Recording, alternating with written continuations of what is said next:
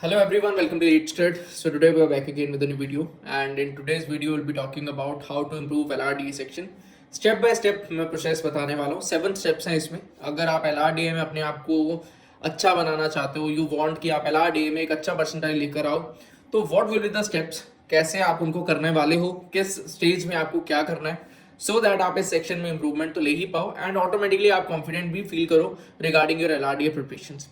तो अगर मैं सबसे पहला और सबसे ज़्यादा इंपॉर्टेंट पॉइंट के बारे में बात करूँ DILR सेक्शन की, ये VARC और क्वांट्स की तरह नहीं है। पहली तो ये चीज़ समझने का इंपॉर्टेंस सबसे ज़्यादा है। VARC it's all about reading, कितना आप ऑलरेडी रीड कर चुके हो एक पर्टिकुलर टाइम पे। क्वांट्स इज ऑल अबाउट आपके बेसिक्स एक लेवल पे क्या थे। But if you talk about the DILR section, ऐसा कोई स्टूडेंट नहीं है जिसने पहले कभी पढ़ा हो या किसी ने पहले कभी कॉम्पिटिटिव एग्जाम्स के लिए प्रिपरेशन किया हो, तो they had studied regarding the same, but maximum students ने DILR फर्स्ट टाइम जो है वो पिक किया होता है। तो सबसे पहले तो you need to figure out the pattern, understand the type of questions that are asked in the CAT exam. कैसे टाइप के क्वेश्चंस आते हैं, अरेंजमेंट्स बेस्ड क्वेश्चन आ रहा है या पजल ओरिएंटेड आ रहा है या गेम्स एंड टूर्नामेंट आ रहा है। पहले ये चीजें समझो कि किस टाइप के क्वेश्चन जो वो बन सकते हैं, क्योंकि कोई जो लिमिटेशन नहीं है कि कितने नंबर ऑफ टाइप के क्वेश्चन बन सकते हैं।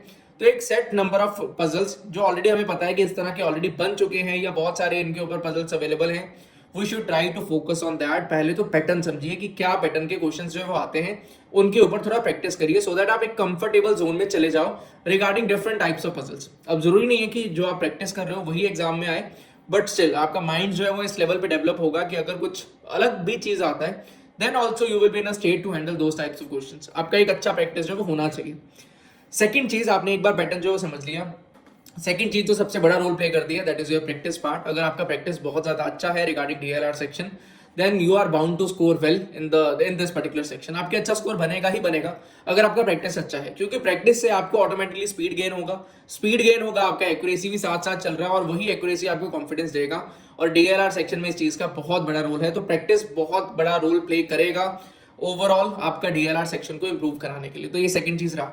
Third thing will be your accuracy part. अभी स्टार्टिंग में स्टूडेंट्स कहते हैं कि यार मुझे ना अपना टाइम जो है ना वो बहुत ज़्यादा लग रहा है, मुझे टाइम की बहुत ज़्यादा टेंशन हो रही है, कैसे मैं इंप्रूव करूंगा। देखो, टाइम आपका अभी कंसर्न नहीं है। पहला स्टेप हमने पैटर्न को समझा, सेकंड स्टेप हमने प्रैक्टिस करा, थर्ड स्टेप इज हमें अपना एक्यूरेसी जो है बढ़ाना है। एक्यूरेसी सिंपली मीन्स दैट कि मुझे अगर मैं कोई पजल सॉल्व कर रहा हूँ then I should solve the puzzle on my own. ऐसा नहीं होगा कि मुझे कोई और पर्सन आकर हेल्प करे या मुझे टीचर की एक्सप्लेनेशन का वेट करना पड़े।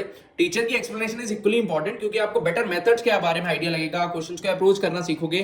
बट अगर आप सीखना चाहते हो, पहले चाहे गलत मेथड से सॉल्व करो, गंदे मेथड से सॉल्व करो, बट अपने आप से सॉल्व करना जरूरी है, तभी आपका एक्यूरेसी आना स्टार्ट होगा। और वो एक्यूरेसी के बाद में आप जब टीचर के मेथड सीखोगे तो आपकी चीजें जो है वो बेटर होती जाएंगी। ठीक है, चौथे नंबर पे चीज आती है, अभी तक हमने LR के बारे में बात किया कि LR का ये पैटर्न है, वो पैटर्न है। Fourth thing is analysing the data.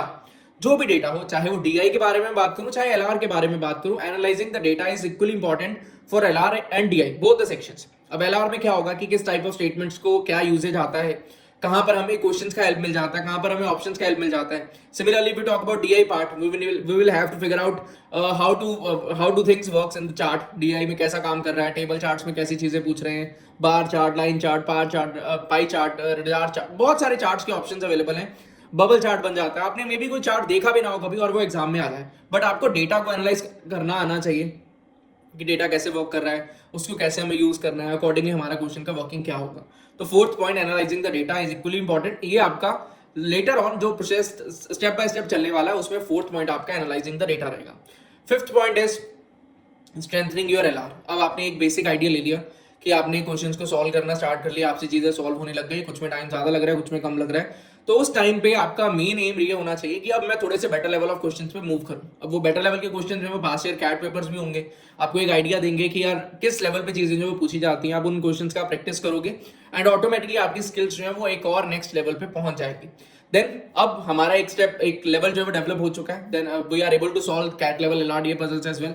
अच्छे क्वेश्चन हमसे सॉल्व होने लग गए हैं। नाउ हमारा एम रहेगा टाइम मैनेजमेंट का। अब ये स्टेप होगा टाइम मैनेजमेंट का। बिगिनिंग में इस टाइम पे जब आप सीख रहे हो, आप अपना एक्यूरेसी पे फोकस कर रहे हो, अभी टाइम वो नहीं है कि आप टाइम के ऊपर फोकस करो। टाइम वो आएगा बाद में, जब आपने अपना LR के ऊपर वर्क कर लिया, डेटा को आप एनालाइज कर पा रहे हो, then you need to focus on the time management part. अभी आपको वो नहीं करना है। टाइम मैनेजमेंट आपने करना है, उसमें क्या करना होगा कि आप टेस्ट दोगे, किसी टेस्ट के किसी क्वेश्चन में ज्यादा टाइम लगेगा, किसी में कम टाइम लगेगा, अकॉर्डिंगली स्ट्रेटजी फॉर्मुलेशन होगा। तो ये लेटर फेज है, अभी का फेज नहीं है। देन आपने वो प्रैक्टिस कर लिया, देन इन द एंड अगर मैं कैट की बात करूं, it is all about how you stay in your काम एंड फोकस, आप कितना रह पाते हो। एक बार आपने सब कुछ सीख लिया, then it is all about your calmness. अगर आप कामली पेपर को अटेम्प्ट कर रहे हो, then automatically you will be able to score well in the exam. तो ये 7 पॉइंट्स ऐसे हैं step by step. I hope so आपको समझ में आ चुका होगा। मैं एक ब्रीफ कर देता हूँ सारे के सारे स्टेप्स को। सबसे पहला, आपको पैटर्न समझना जरूरी है, जिसके लिए आपको जो भी डिफरेंट टाइप के क्वेश्चंस बनते हैं और जो रेडली अवेलेबल हैं, आपको उन पर प्रैक्टिस करना चाहिए। Second thing will be, you need to practice on the regular basis. Practice को भाई छोड़ना है ही नहीं। Then third point, focus on your accuracy. आपको एक्यूरेसी ही अपना एम रखना है। अभी आप सीख रहे हो, एक्यूरेसी के पीछे, एक्यूरेसी से दूर मत भागो। Fourth point is analysing the data. आपको डेटा एनालाइज करना आना चाहिए। If you are able to analyse the data, then you will be able to solve the things in the exam conditions as well. Fifth point will be strengthening your LR section, जिसमें आपको बहुत सारे questions, अच्छे level के questions का practice करना होगा, solving करना होगा और रुकना नहीं होगा। Six point will be your time management, कि भाई मुझे सॉल्व करना आ गया, now I will focus more on the time management part, कि टाइम को कैसे मैनेज करना है, and so on and so fourth. And six thing will B, अपना कामनेस जो है वो हम लोग कैसे मेंटेन कर पाते हैं। So these are the things we need to take care of if we want to actually improve our LRDA section. So that is all from my side. I hope so आपको एक basic understanding जो वो हो चुका है। जरूर इन points को follow करिए। स्ट्रेटजीज बाद में काम आएंगी, पहले ये जो पॉइंटर्स हैं इनको सीरियल ऑर्डर में अगर आप फॉलो करते हो, then you are going to improve your LRDA section for sure. There is no doubt about the same. Thank you. Happy learning. Bye bye. मिलते हैं किसी और वीडियो के साथ में, किसी और कॉन्सेप्ट के साथ में। Bye bye for today.